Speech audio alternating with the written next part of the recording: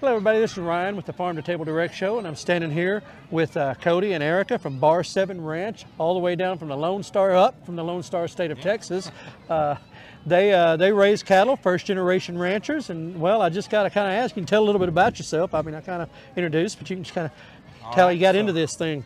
So we're first generation ranchers from Central Texas. We raise cattle and sheep.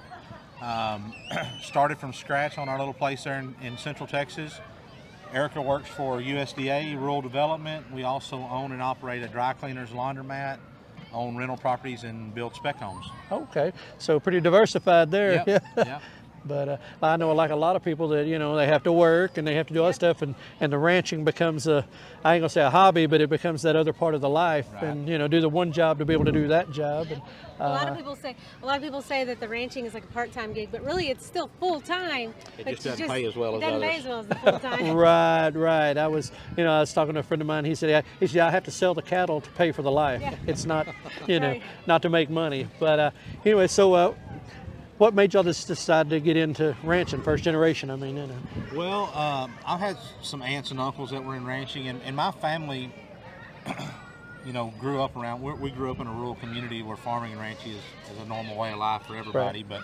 But as far as owning land and the livestock ourselves, we were the first ones to do that. And my parents didn't, her parents didn't. So I don't know. I wanted to be a vet and didn't make it there, so I ended up just going into the animal husbandry. Just get the animal, okay, yeah. Right. And I just married him, so. Well, you can't package deal, right? Okay, nothing wrong with that. Y'all raise them specifically for beef to sell, or? Yes. So the cattle that we raise, most of the cattle that we actually run on our place, we buy and sell replacement females. So the calves that we actually feed out for slaughter, we get from a mentor of mine. Okay. We buy it direct from his herd to feed out, because for us to keep mama cows on our place isn't very profitable. So we buy and sell cattle year round, and then we raise some meat sheep and sell those lambs for meat.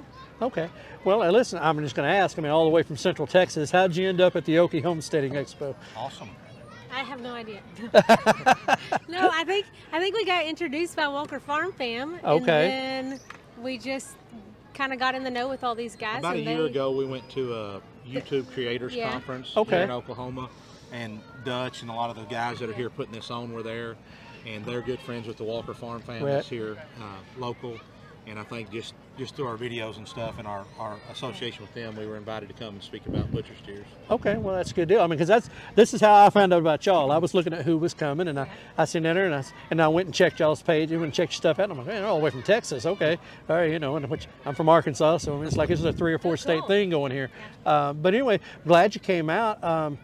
I mean, I guess people can find you on social media. Yep. And at Bar 7 Ranch on all the platforms: YouTube, Facebook, TikTok, and Instagram. Okay, good deal. Do y'all have a website, or is it? Yep, bar7ranch.com. Bar7ranch.com. Okay, so so somebody wanted to do business or whatever, they can reach out that way, or just watch some cool videos. I know I was watching, and I'm gonna switch this. I seen that you did sermons and stuff. Yes, a little bit of. So do you is this just a ministry, or? No, I'm not a preacher. I teach Sunday school at our local Baptist church, and then I guess about a year ago, we just felt the need to put something out there weekly of just some kind of little, devotional. So we kind of stole that phrase from the Furrow. They used to have a deal back there called Capsule Sermons, or maybe it was a Reader's Digest or something. Right.